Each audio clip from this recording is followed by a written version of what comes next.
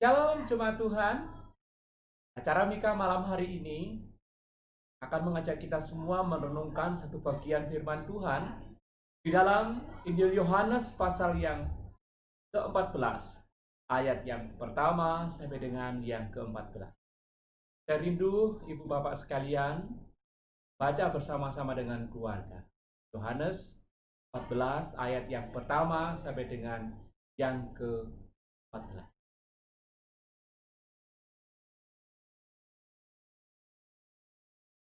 Pada ayat yang pertama dimulai dengan kalimat begini. Janganlah gelisah hatimu. Percayalah kepada Allah. Percayalah juga kepadaku. Pertanyaannya adalah, mengapa Tuhan Yesus mengawali pasal yang ke-14 ini dengan kalimat janganlah gelisah? Nah, tentunya kita bisa mengerti ketika kita memperhatikan konteks pembicaraan pada waktu itu. Dimana kalau kita memperhatikan kisah ini selanjutnya akan berlanjut dengan peristiwa di mana Tuhan Yesus ditangkap, disiksa, lalu mati dan disalibkan.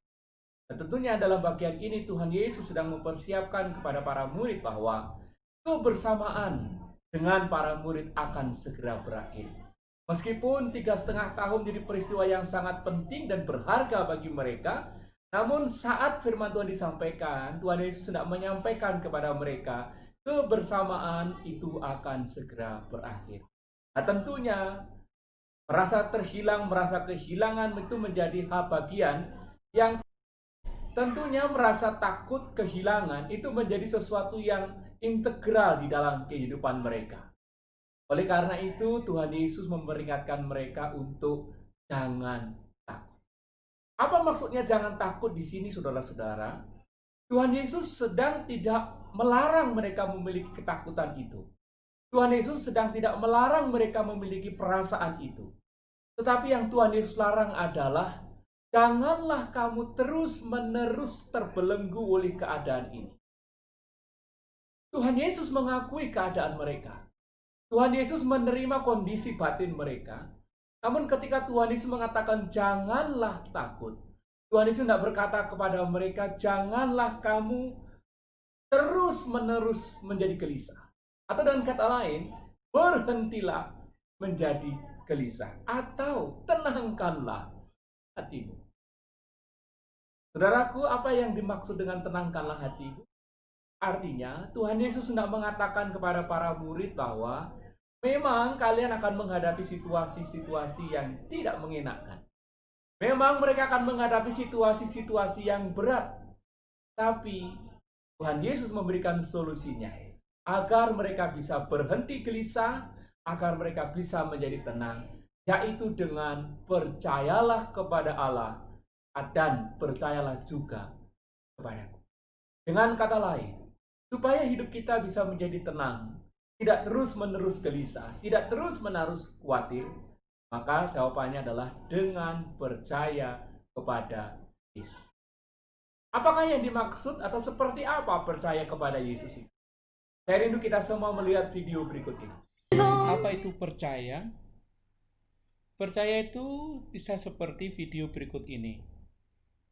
Yaitu kita berteriak kepada Tuhan, Tuhan, Tuhan tolong saya.